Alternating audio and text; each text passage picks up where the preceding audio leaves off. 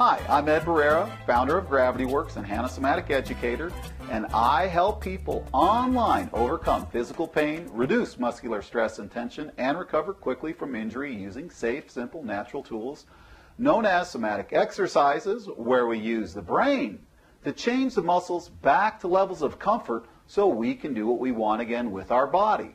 Like, for instance, with our hips. When our hips are aching, there's something we can do about that.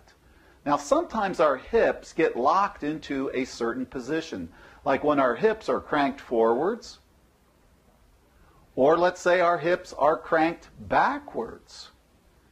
When we live in those kind of compensations and positions for a long enough time, our hips get beaten up in a way. So we need to be able to find a way to actually loosen that up so that we can get some more mobility. And I'm going to teach you a somatics movement that'll help for that. This will help more or less for the people who have a hip elevation. So if you have a hip that tends to be up a little higher, and maybe you limp around, or you have a stitch in your side, or a glitch in your giddy up, this movement might serve you. So all you've got to do is make yourself comfortable. Just lie down on the floor with your legs extended. Do what you need to do to be comfortable. Now, here's how this is going to work. You're going to focus your attention on one leg and just slide that leg long. So one leg becomes longer, and then you're just going to release yourself. Now, one of the keys with somatic exercises is to do this as easily as possible. So try it again, back off on your effort, and just slide the leg long. And then when you release yourself, come back a little more slowly the next time. Now, as you slide the leg long, you notice how that hip is sliding downwards in relationship to you, and maybe your other hip is sliding upwards relative to you. It may or may not happen depending on what's going on, but that's ideally what would happen. Because that's like walking. If you're walking and you're swinging the leg long, that hip slides down while the other hip slides up as you receive the weight. So let's focus our attention on that other hip. And let's see if we just play by shortening that side. So do what you need to do to make that hip slide upwards relative to you. And then release.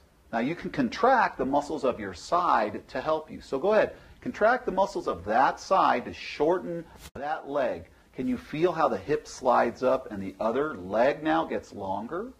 And then when you release slowly, can you relax yourself so that it's in control, so there's less hesitation and less jerkiness? Does it even move? It might barely move a millimeter. If there's any discomfort or pain, never push through that. Stay under the level. So if you wince and you're using your face muscles, you're trying a little too hard. Now just forget about all that and just relax for a second. Now we're going to start again by making your leg long. So go to that same leg to make it long now, which was the leg you started with, and feel now what's happening in your opposite side. Can you feel those muscles contracting on that opposite side? As you practice this, can you feel how one leg gets long, the other leg gets shorter? That's all we're doing with somatic exercise. We may focus on moving a certain part, but we want to put it all together more globally as to how we are connected. The more we understand how we're connected, the sooner we can regain our mobility, the quicker we reestablish our natural flexibility, and then things like stiffness and pain just go away. That's all there's to it. This is Ed Barrera from Gravity Works, wishing you always to move well.